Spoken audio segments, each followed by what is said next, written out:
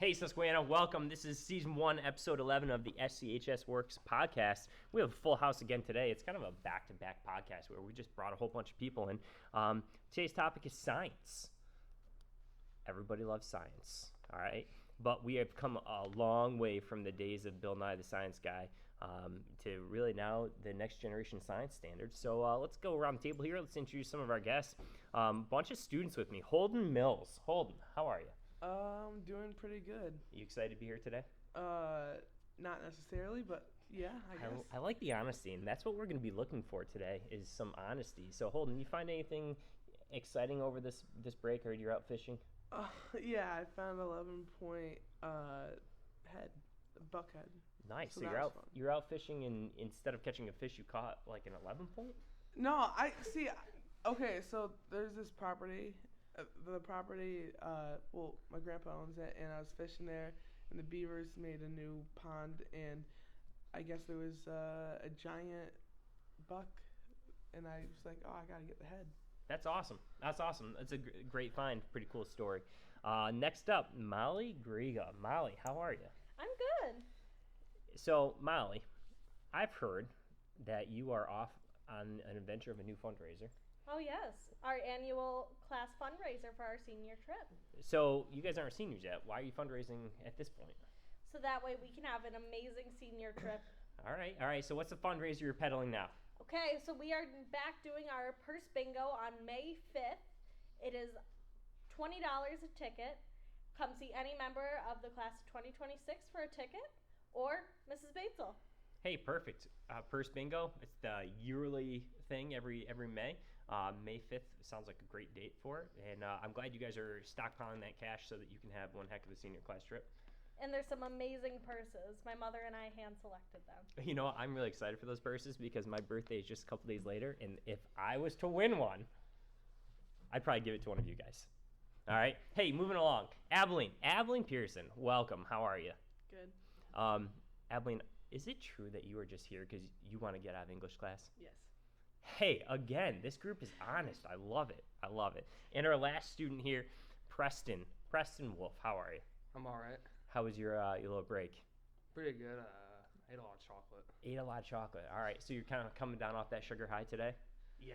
All right, we'll make sure we give the teachers the heads up. You might be a little grumpy, a little irritated, and go from there. Sound good? All right, and obviously we have our science expert in the room, Mrs. Batzel. Mrs. Batzel, how are you? Good, how are you? Awesome. And I mean that when I say it, like, hey, our science expert. If you ask anybody, like, hey, who in the high school really has, embraced research, taken multiple classes on the next generation science standards, it's going to be you, 100%. Because we just know, from working with you day to day and the past things that you've done, there is absolutely nothing that you do 100%. You do everything 150%. And I'm sure that's tough sometimes. That's a lot of energy sometimes. But here you are, giving 150% all the time, and obviously that's going to be science as well with the PA Steel standards. So just for the individual that they're listening, science has changed. Not science in general, but the way science is being taught, the different standards that are going to be taught have been updated, and that's kind of what we're here for today. So, Mrs. Batzel, I know I just welcomed you on, but we're going to go away from you first. We're going to talk to the students. That's fine. Guys, I need honesty. Just because she's sitting here, I need some honesty, all right? Just pretend she's not here. I know that there are rumors going on out there that, oh my goodness, Mrs. Batzel. All right, so I want to hear from you guys, like, what were some of these rumors or some of these impressions that you guys were told by other students before you actually had Mrs. Batzel about her class? What did you hear? Well, I heard a few rumors, a lot talking about the amount of work. Okay. Now, I like to think of this class more of at almost like a college level. Like, she gives you tons of time, she gives you a ton of help, but she expects a higher standard, and I think it's very reasonable because the amount of time that we get is just exponential. It's a lot. We get a lot of time to do work. So you're saying that the rumor that was out there before you actually had a class is, oh my gosh, it's hard. Yeah. All right. And would you say that's true? Yeah, it is true, but it's true to an extent. It's not hard in the way that you think. It's hard in like the capacity, like, okay, like you have to understand the stuff, but like the work, that's not the hard part. It's like you have to like learn it. Like she wants you to learn. You're not gonna sit there and do nothing and like expect to like pass, like, but you have to actually work and put the work in. Okay. All right. Preston, you're shaking your head there for a minute. I know you're picking on Mrs. Batzel. Did you hear any rumors before, like when you were in 7th and 8th grade, people talking about Mrs. Batzel's class? Like, what'd you hear? Mostly the notebook. Having to put in a lot of work into a The notebook. The Yeah. dreaded notebook. Abilene, is it really a dreaded notebook now that you've experienced it, or what would you say? It's a little hard to keep up on, especially when we have notebook checks and you have to underline a bunch of words to put color on the page. Yeah, absolutely. So for those of you that don't know what we're talking about, Mrs. Batzel has this notebook system down, and she's very particular. She's very precise. But Molly, do you think there's a reason for that, or do you think she just likes color? Well, she does like color. All She right. has told us she likes color on pages, and I admit it makes it more fun. But now she has her reasons on why she does it, so that way when you pick up your notebook, everything doesn't just fly out. Okay. Because I learned that the hard way, that you should tape everything in once you get it and not wait until the study hall before a notebook check to tape it all in. Yeah, absolutely. That's a good lesson learned. Good lesson learned. So, guys, are we willing to say that it's accurate that the rumor out there is like, oh my gosh, Mrs. Batzel's ridiculously hard. Like, I can't believe she would expect us to do all these things. Is that the rumor that's out there before you take her class? Yeah. 100%. Yeah, and I hear the same thing, right? Now, would you say that is accurate? No. I would say in the beginning of the year you feel like that, but then like once you get past that first marking period of notebook boot camp, you are fine. Like Okay. I especially had a really hard time figuring out her system because everyone else in 9th grade except one class had her. Yeah. And I had Mr. Page. So Yeah, so it's a different way. everyone already knew her systems. Mhm. I was just figuring that out now, and I felt like I was at a total disadvantage. Did you overcome that? Yes. And that right there is the life lesson for you. Like, hey, there's an obstacle, and you overcame it, and and now things are moving in the right direction. So, hey, I'm proud of you. I'm proud of you. Preston, you jumped in there. You said no, it's not true. So why is it not true that she's not this hard, ridiculous teacher that everyone should be afraid of? Well, notebook isn't that hard when you just look at it. You just do the work in class. You do maybe like 30, 40 minutes of work outside of class, and it's done. Okay. So you're saying if you put in the work, you put in the time, and you follow her instructions, you're going to be okay. Yeah. Okay. It's a good learning experience too, because as you write it, it's not like you just copy paste. You have to write it, so then it's in your head. Yeah, and research actually proves that connections that you make through the physical act of handwriting are 10 times. By the way, I made up that 10 times. I don't know what the actual statistic is, but it's more prevalent to form connections in your brain than just typing it. And the color does that. Color helps As too. well. Look at that. I just learned something. I did not know that. So I'm impressed. Abilene. The notebooks, they were okay. You do need to think a lot about them. And with the color thing, I actually heard this from a teacher who left last year, that blue actually makes you remember more stuff if you write things in blue. So do you actually use that? Sometimes I Okay. usually write my answers in some colored gel pen or something. Okay. All right. So we've been talking a lot about these notebooks. Obviously, that's one of the signatures to the everyday class. But what about assessments and things like that, Abilene? Are they difficult? Are they challenging? The tests are difficult. Usually in other classes, the tests are, you learn something really hard, but then the test is easy. The tests in here are usually the same level of what we were learning. Yeah, so it's challenging. Holden, question for you. What's up? How was your very first test of the year? I don't know. I don't remember, but I did actually want to say something. Okay, let's hear it. The notebooks are not the hard part, is what I actually wanted to say. And I wanted to say that because anybody that's going to be going into her class needs to remember that too. Like, they need to realize that the notebook, you just sit there and do the work. That's not what I was talking about. I'm talking about the assessments. Like, we use different thinking hats and DOKs, and like you're gonna be learning that, and you're gonna want to remember that, and like when she actually like tells you, like you usually give like a reminder before the test what kind of test it's gonna be, so you wanna listen to that, and like you're gonna learn it the hard way if you don't heed my warning. You actually wanna like pay attention to that stuff too, but the notebooks aren't hard. They're done in class. Like you shouldn't even have homework. I mean, if you want to get it done like very nice, I'm gonna be honest. I don't have like the nicest notebook, but I can learn off of it. And in the beginning of the school year, I was struggling with that. I was, not putting all the work in. It wasn't very usable, but now it's pretty usable. So that's a great piece of insight. But you know what really impressed me? What? The fact that you just say DOK. Like, that impressed me to And hear a thinking student hats. say that. And thinking hats. Like, hey, you're going to use different thinking hats, different depths of knowledge. So what you're really getting at here, and we're going to bring Mrs. Batzel in, is you're getting at that, hey, we're not just recalling information. We need to be able to, analyze information. We need to be able to apply it to different situations. So, Mrs. Batzel, we're gonna get away from the rumors here. And Can I just add something real quick? you know what, Molly? Absolutely. I'm in the hot seat. Okay, so I have cried during and after almost every quest. So do not second guess yourself, because that is what has caused me to cry. But I've never cried during a unit test. I've only cried during quests. They're tears of knowledge, Molly. Tears of knowledge. I don't know. And honestly, like, everyone's just looking at me like, are you okay? And I'm like, I'm fine. Just let me do my test. Yeah, it's got to be 10 times more challenging to try to take a test when you can't see because there's water in your eyes and blurry. But hey, I can't breathe. are you overcoming that challenge? No. Oh my goodness, you're supposed to say yes. It just happened last week. It's fresh in her memory. It's fresh.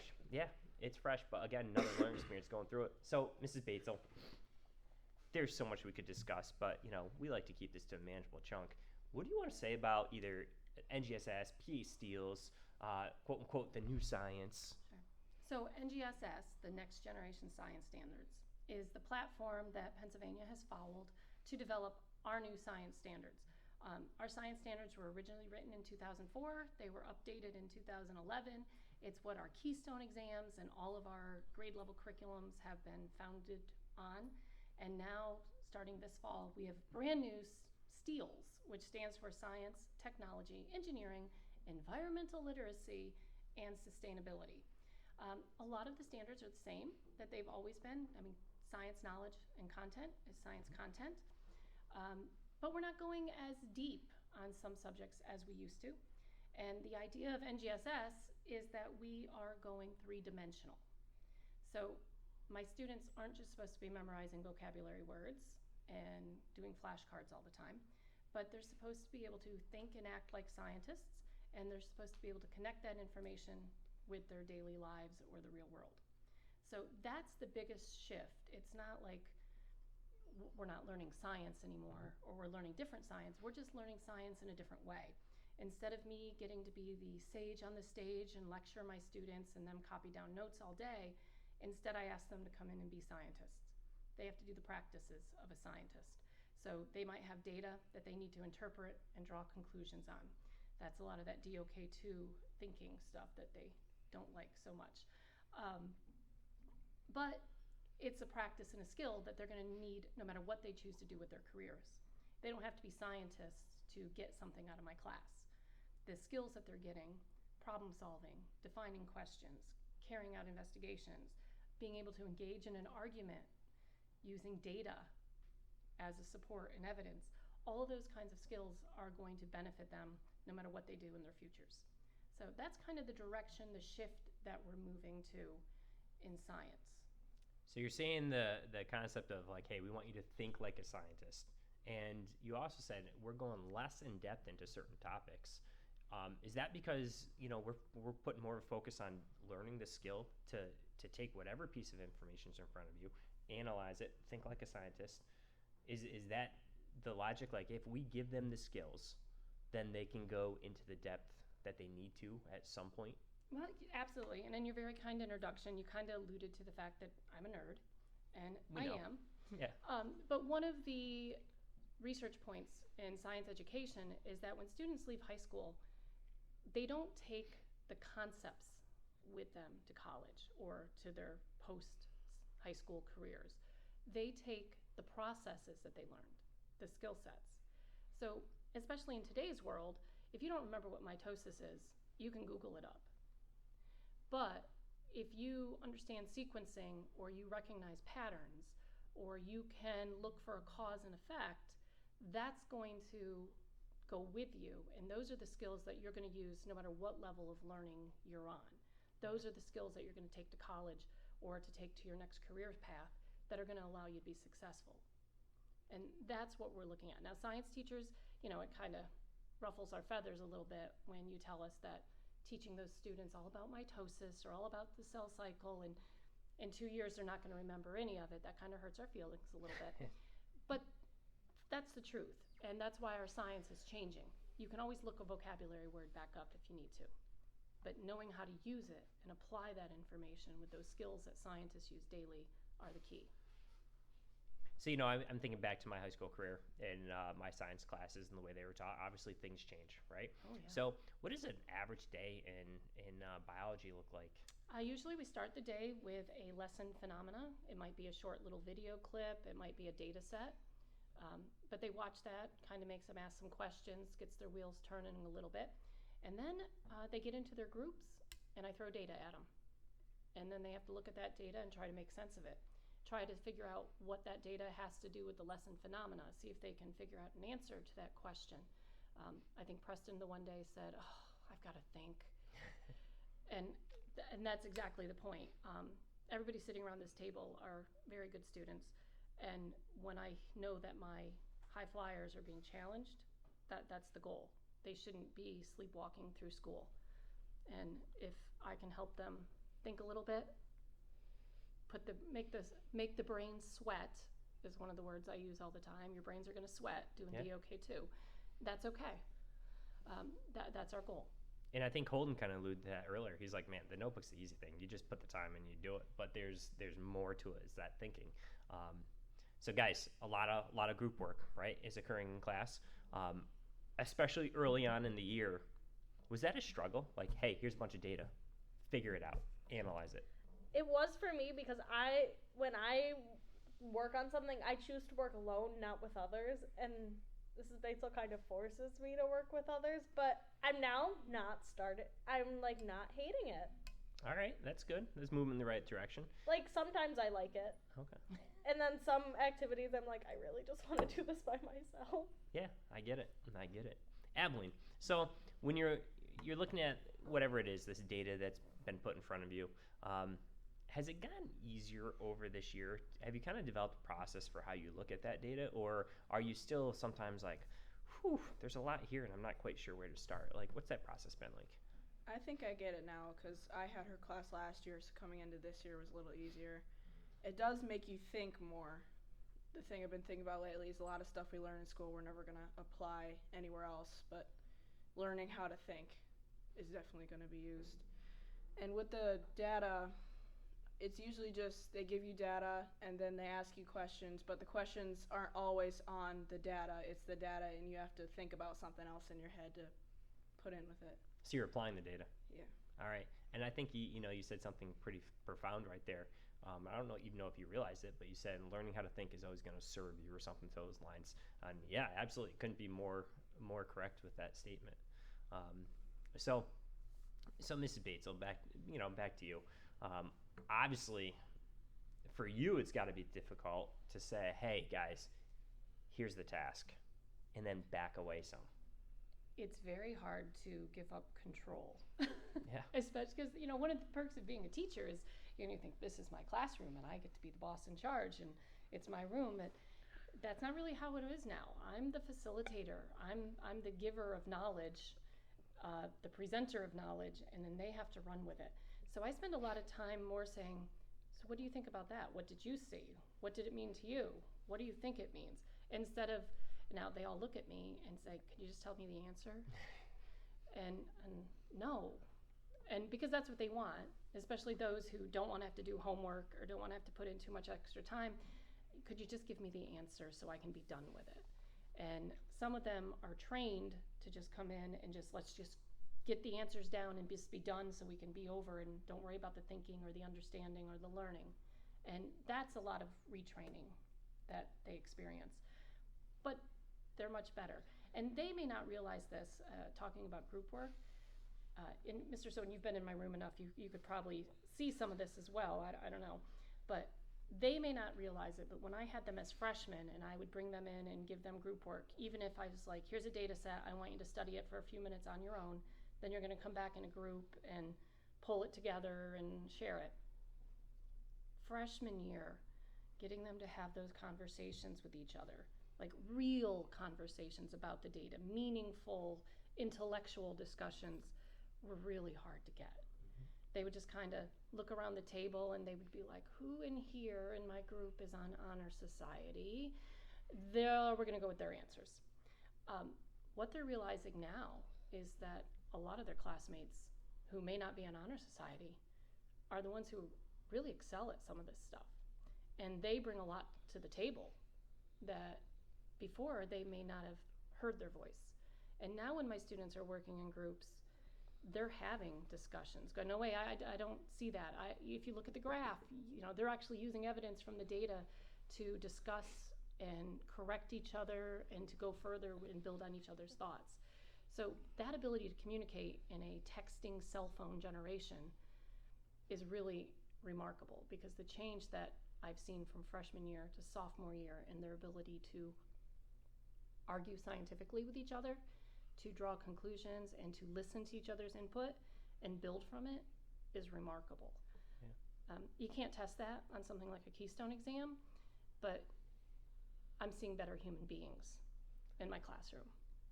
I'm glad you said that.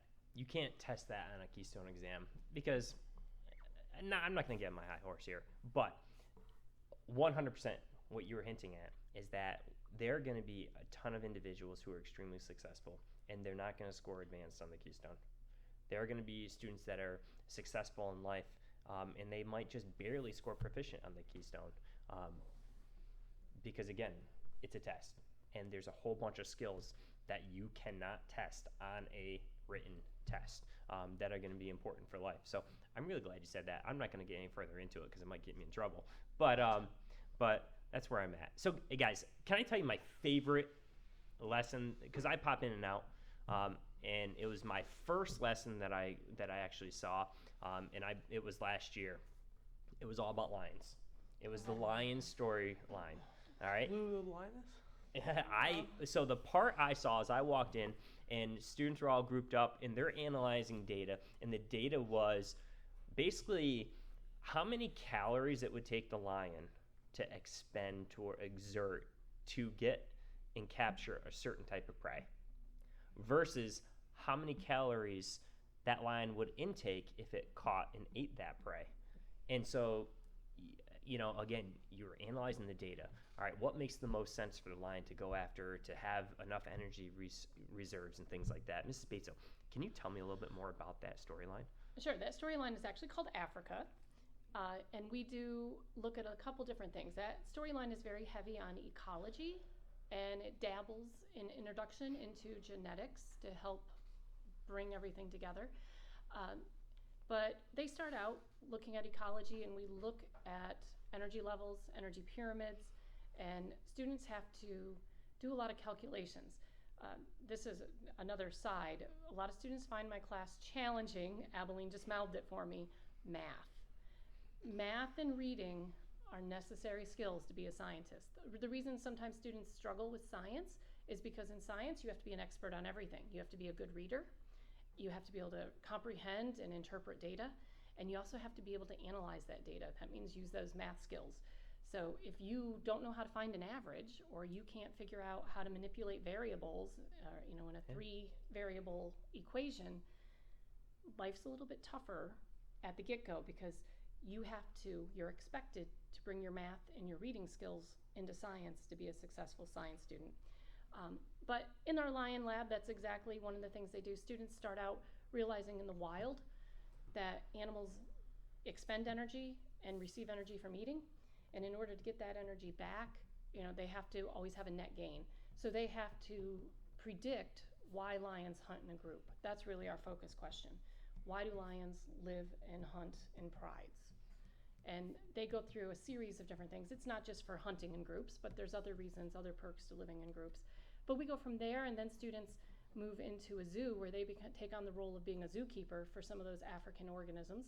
And we say, okay, you're now the zookeeper, and you need to put the diet together in a confined space. Yeah. So in looking at that, they learn about digestive systems and dentition, and they look at the structure and function and realize that there's a whole connection of things, and we're learning about a whole bunch of stuff in science. That's probably one of the biggest changes for me. I used to just teach Unit 1 on cells, Unit 2 on photosynthesis, Unit 3 on genetics. Now, my units are storylines, and the stories cover a hodgepodge of science concepts. And I think Holden said to me one day in class, I actually like this because I can remember the stories, and the stories make sense, and I get the science because of that. Because of it, yeah. So I don't know if the microphone picked it up, but when I first mentioned the Africa time storyline here, there was like an audible from the students here. And now just listening to you explain it, I understand why. There is a heck of a lot that goes into it. But Holden, would you agree that having the story, is helping you to remember things? Yeah. Is kind of putting in perspective, like, why are we doing this? Well, yeah, because it gives us, how a lot of times a student will be like, when are we going to use this in real life? Well, this is teaching us while using it in real life. Like, yeah. We are going to be seeing, like you'll see, like, how this is used in real life. Like, you'll see how scientists actually use this. You'll see, like Mrs. Batzel said, the genetic, the DNA, I forget the words. What was it? Karyotypes? I don't know where you're going for. The alleles. Oh yeah, your alleles. Yeah, the alleles. Like, you get to learn how to use all that, and like how to, almost like background check an image, but it's the story of some lion's life, and how lions are related and whatnot. It's very interesting. It's like the Lion King for high school. It's like the high school version of Lion King. They Terrible always, joke. They I'm always, sorry. No, they always ask me, can we just watch The Lion King instead? Terrible. No, Yeah. we're not watching movies. All right, guys. Hey, we're hitting that time where we need to wrap this up. But I'm gonna go around the table here and just, if there's anything you wanna say, you wanna comment on, I'm gonna give you that chance. Don't feel like you have to. Mrs. Batzel, closing remark, anything? Just be positive about it. Science isn't hard. It's just different. And if you come in and, like these kids said, do the work, it's not so bad. Not so bad. All right, Preston, you got anything for us? Bring your colored pencils. Yeah. All right. Sharpen them, right? No, just make sure you have them. All right. Abilene. Don't play with scissors. It's an important safety for everybody. Molly, what do you got? Don't second guess yourself, and take your time. I feel like you're talking to yourself there. A little pep talk. Sort of. And Holden, you got anything for us, bud? Pay attention, or try to at least, or just try to listen to it and maybe recall it later, but try to get the information in. All right. Hey, some solid advice there. Hey, guys, we're going to shut this down here, but we have National Junior Honor Society happening this week, and we also have our high school musical next week, Between the Lines, so stay tuned. A lot of good things happening. Life is busy, but it's a good busy. Susquehanna, we'll see you later.